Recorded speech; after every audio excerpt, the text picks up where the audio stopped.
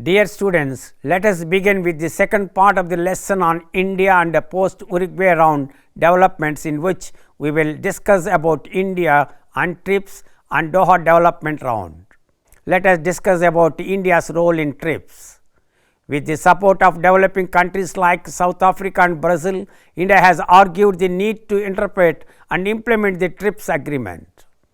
The TRIPS agreement gives its member countries the right to protect public health and promote access to medicines for all. India lobbied actively to introduce flexibility provisions under the TRIPS agreement in the area of public health and medicines. It succeeded in realizing the declaration on TRIPS and public health at the Doha talks. This declaration gives members the following benefits: the right to grant compulsory licenses, to determine the grounds on which to grant these licenses, and to determine what constitutes a national health emergency. This means in times of public health crisis such as the HIV/AIDS epidemic, countries can utilize the flexibility provided by TRIPS to issue compulsory licenses. The country can authorize generic drug manufacturers to produce patented medications, thereby ensuring the availability of vital medicines during health emergencies. India's stance on TRIPS and access to medicines has had a global impact, influencing discussions on the balance between intellectual property protection and public health at international forums. Before the Cancun Ministerial, India, along with the United States, Brazil, South Africa and Kenya, succeeded in introducing a provision under the TRIPS agreement that would permit developing countries to import generics from earmarked countries in case of public health emergencies. However, how such a provision will operate in practice and its implications for the Indian pharmaceutical industry are not yet clear. India has also made two other demands in the post-Uruguay round discussions on TRIPS. The first was to extend geographic indicators to products other than wines and spirits in view of India's export interests in products like basmati rice. Geographical information offers protection against imitation and misuse. For example, Darjeeling tea can only be called Darjeeling if it is grown in the Darjeeling region of India. This ensures that consumers get the authentic product and that the reputation of the GI is maintained. The second was to introduce restrictions on the misappropriation of biological and genetic resources and traditional knowledge from developing countries. India has urged for the integration of access and benefit sharing mechanisms within the TRIPS framework.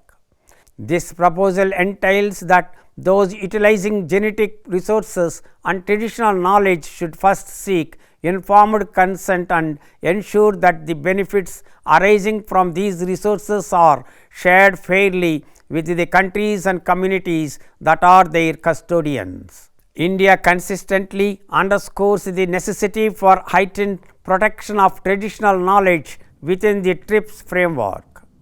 This knowledge often underpins innovations in medicine, agriculture and other vital domains. India advocates for the implementation of mechanisms to safeguard the rights of indigenous communities and traditional knowledge holders. India differs from the major developed countries concerning the scope of future WTO negotiations. It has insisted that the scope of WTO negotiations be restricted to the built-in agenda of the Uruguay round and the implementation of commitments made in the previous round. It strongly opposed the inclusion of labour and environmental standards and the four Singapore issues of investment, competition policy, transparency in government procurement and trade facilitation under the WTO framework. Let us discuss about Doha development round. The failure in Seattle caused a lot of introspection among all WTO members. The developed countries led by the United States and EU nevertheless insisted on launching a new round of negotiations. Given the degree of opposition from the developed and least developed countries to a new round, there was recognition that it would be accepted by all if it were sold as a development round. Thus, the idea of the Doha Development Agenda was conceived. The Doha Ministerial Declaration recognizes that the majority of WTO members are developing countries and that their needs and interests will be placed in the work program adopted in the declaration. Developing and least developed countries believed this to be an unconditional commitment. The geopolitical driving force behind the successful launch of the Doha round was the September 11 terror attacks in the United States. The argument offered by many was that if the ministerial conference failed to launch a new round of trade negotiations, then the terrorists would have won.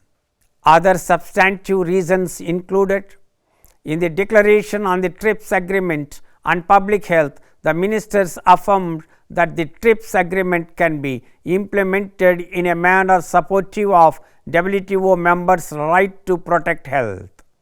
There was a ministerial decision on implementation related issues and concerns which some developing countries led by India had been pushing for a few years. In the crucial area of agriculture, the ministers committed themselves to comprehensive negotiations aimed at substantial improvements in market access, a reduction of all forms of export subsidies, and substantial reductions in trade distorting domestic support.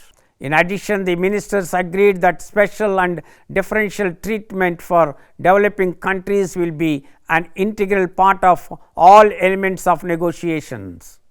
It will be embodied in the schedules of concessions and commitments and in the rules and disciplines.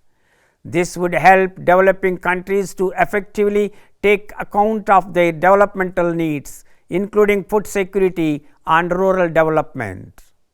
The ministers reaffirmed that provisions for SNDT are an integral part of the WTO agreements and determined that these provisions be reviewed to strengthen them and make them more precise, effective and operational. Lastly, primarily due to India's efforts, negotiations were not launched in areas such as investment, competition policy, government procurement and trade facilitation. The developed countries indeed made efforts to consider developing countries' sensitivities, which played a major role in a consensus being reached at Doha for the launch of a new development round.